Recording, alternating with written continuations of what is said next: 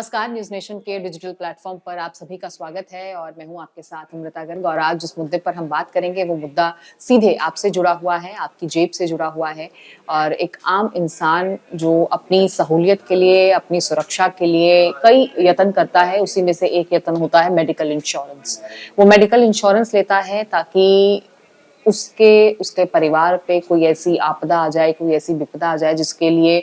वो फाइनेंशियली उस वक्त उतना कारगर ना हो या उतना उसकी कुव्वत ना हो कि वो ट्रीटमेंट ले पाए या इलाज करवा पाए, जो मोस्टली एक्सीडेंटल केसेस में होता है या फिर कोई बड़ी जानलेवा बीमारी भगवान ना करे किसी को हो जाए। तो उसके लिए ये तमाम कोशिशें एक आम इंसान, एक मिडिल क्लास मैन करता है कि वो हेल्थ इंश्योरेंस लेके रखता है ताकि इंश्योरेंस कंपनीज उसकी मदद कर सकें और उस मुसीबत की घड़ी में उस पर ये बोझ ना हो कि वो पैसा कहाँ से जुटाएगा। लेकिन अब इन सब चीज़ों के दरमियान बीच में क्या हो रहा था और किस तरीके के डेटा सामने आ रहे हैं कि जो हेल्थ फैसिलिटीज़ दी जा रही हैं उसमें जो इजाफा हुआ है और जो रेट्स का हाइक है वो 2025 की तुलना 2025 में जो है वो 13% हाइक हुआ है। यानी हेल्थ फैसिलिटीज पर जो खर्च किया जा रहा है उस पर 13% हाइक जो है वो दर्ज किया गया। अब ये अपने आप में चिंता बढ़ाने वाला है, खासतौर पर उन आम लोगों के लिए जो उतना अफोर्ड नहीं कर पाते और इंश्योरेंस लेते हैं। लेकिन अब जो प्राइवेट हॉस्पिटल्स हैं, जो बहुत सारे ऐसे मेडिकल अदारे हैं, वो क्या कर रहे हैं कि इंश्योरेंस की एवज में वो ओवर प्राइस कर रहे हैं। वो आपने देखा होगा कि कभी ऐसा कोई बुरा वक्त आप पर आया हो या आपके किसी आस पड़ोस वाले पर या किसी जानने वाले पर, अस्पताल में अगर आप किसी अपने पेशेंट को लेकर जाते हैं तो सबसे पहले यही आपसे पूछा जाता है, अगर कोई बड़ी बीमारी है या कुछ मेजर एक्सीडेंट केस है, कि क्या आपने इंश्योरेंस लिया है, कि आपके पास कोई कवर पॉलिसी है, कि कोई इंश्योरेंस पॉलिसी है या कोई मेडिकल क्लेम है। और अगर आप उसका जवाब आपका हाँ में होता है तो ओवर प्राइस करनी शुरू कर दी जाती है। जो आपकी जेब से अगर बिल जाता तो शायद अगर 30,000 का होता, 60,000 का होता, उसकी प्राइस सीधे जो है वो लाख, 1.5 लाख, 2 लाख तक पहुंच जाती है, क्योंकि आप भी उस दौरान उस मेंटल स्टेट में नहीं होते हैं कि आप उस चीज़ को लेकर झगड़ा करें या उस चीज़ को लेकर आप बहुत ज़्यादा इंक्वायरी फेज में चले जाएं, क्योंकि आपको भी ये लगता है कि ये मेरी जेब से नहीं जा रहा है, ये इंश्योरेंस कंपनी को देना है। लेकिन इस पूरे सिनेरियो में इंश्योरेंस कंपनीज पर जो है वो बहुत ज़्यादा जो है वो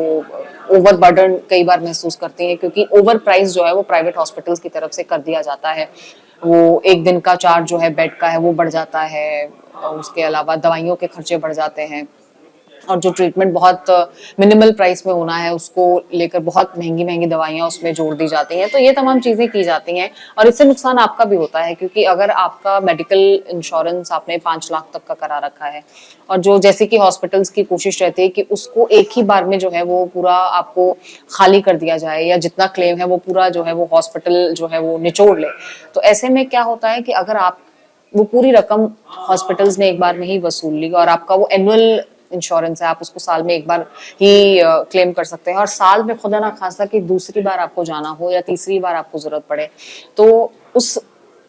सिनेरियो में फिर वो जो पैसा होगा दूसरी बार का, तीसरी बार का, वो आपकी जेब से जाएगा। तो ऐसे कस्टमर भी जो है वो परेशान होता है। इंश्योरेंस कंपनी जो लगातार इन बड़े बड़े क्लेम्स को झेलती हैं, अननेसेसरीली जो बर्डन होते हैं वो इंश्योरेंस कंपनी पर भी बर्डन होते हैं। और ऐसे में जो इंश्योरेंस प्लान्स आप लेते हैं, जो मेडिकल पॉलिसीज आप लेते हैं,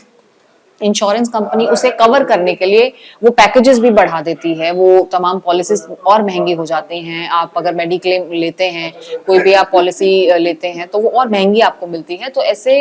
ना चाहते हुए कहीं ना कहीं जो इफेक्ट है वो आम आदमी की जेब पर ही पड़ रहा है। तो ये तो मुद्दा हुआ। अब इसको सुधारने के लिए क्या किया जा रहा है या ये बात सामने कैसे है? दरअसल एक जॉइंट एनालिसिस किया गया है जो सरकार की तरफ से और जो रेगुलेटरी बॉडी है, जैसे insurance regulatory development authority of India, जिसके अंडर ये सब आता है कि आपका अगर इंश्योरेंस कंपनी से कोई मसला हो गया है या इंश्योरेंस कंपनी आपको पैसा नहीं दे रही है या इंश्योरेंस कंपनी को अगर कुछ क्लेम करना है और उसको लग रहा है कि उसे कुछ चेक कराना है क्योंकि ओवर प्राइस लगता है। तो ये तमाम चीजें जो है वो एडा के अंदर ही इससे पहले थी, लेकिन अब एडा और सरकार की तरफ से एक जॉइंट एनालिसिस किया गया जिसमें ये पाया गया कि जो हॉस्पिटल्स हैं वो ओवर प्राइस जो है वो चार्ज करते हैं और ऐसे में जो आम इंसान है उसकी जेब पर बड़ा असर पड़ता है। और इसे अब खत्म कैसे किया जाए, ये तरीका एक निकाला गया है कि आने वाले समय में ये जो इंश्योरेंस लिए जाते हैं, जो हेल्थ केयर इंश्योरेंस एक्सचेंज होते हैं, ये तमाम चीजें फाइनेंस मिनिस्ट्री के अंडर आएंगी और इसका अब लेखा जोखा सीधे फाइनेंस मिनिस्ट्री को देना होगा। अगर हॉस्पिटल्स एक्स्ट्रा चार्ज करते हैं तो वो अगर 10 लाख का बिल बना रहे हैं, 5 लाख का बिल बना रहे हैं, तो वो कहाँ और कैसे उसे एडजस्ट किया जा रहा है, इतना पैसा कहाँ लगा है, ये सीधे सीधे अब फाइनेंस मिनिस्ट्री के अंडर जो है वो आने वाला है। तो फाइनेंस मिनिस्ट्री ही और जो सरकार है वो ही इसे देखेगी। तो नेशनल हेल्थ क्लेम एक्सचेंज जो NHCX है, इसे अब सरकार के अंडर ही लाने की कोशिश जो है वो की जा रही है और आने वाले समय में इस पर जो है वो कंफर्म भी मामला आ सकता है। हालांकि इस पूरे मामले में जब फाइनेंस मिनिस्ट्री से उसका टेक लेने की कोशिश की गई तो अभी कोई ऐसा ऑफिशियल स्टेटमेंट आया नहीं है, लेकिन ऐसी जरूर अटकलें लगाई जा रही हैं और इससे कोशिश यही रहेगी कि जो तमाम चीजें इस वक्त हो रही हैं,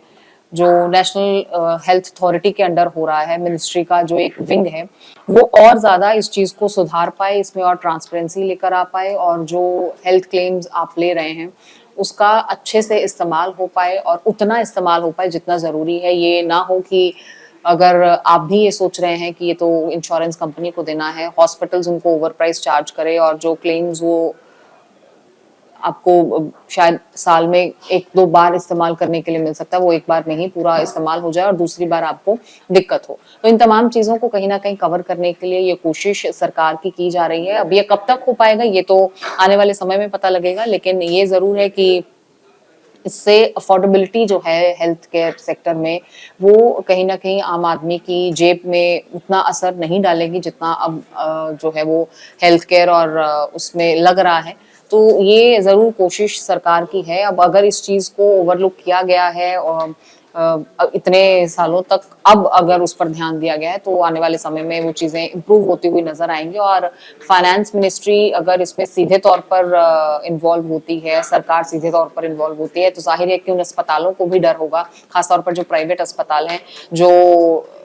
बिना सोचे समझे बिल जो है बड़े बड़े बिल फाड़ते हैं इंश्योरेंस कंपनी के नाम पर। तो ये तमाम चीजें आने वाले समय में थोड़ा कंट्रोल में आ सकती हैं, लेकिन ये कब और कैसे होगा इस पर अभी फाइनेंस मिनिस्ट्री की तरफ से एक ऑफिशियल स्टेटमेंट आना फिलहाल बाकी है। फिलहाल आज के इस वीडियो में आप इजाजत दीजिए, अन्य किसी वीडियोस के साथ फिर से हाजिर होंगे। तब तक के लिए आप न्यूज नेशन के डिजिटल प्लेटफॉर्म पर हर जॉनर के वीडियोस को देख सकते हैं और कमेंट सेक्शन में हमें बता सकते हैं कि कौन सा वीडियो आप पसंद कर रहे हैं, कैसा कंटेंट आप चाहते हैं। नमस्कार।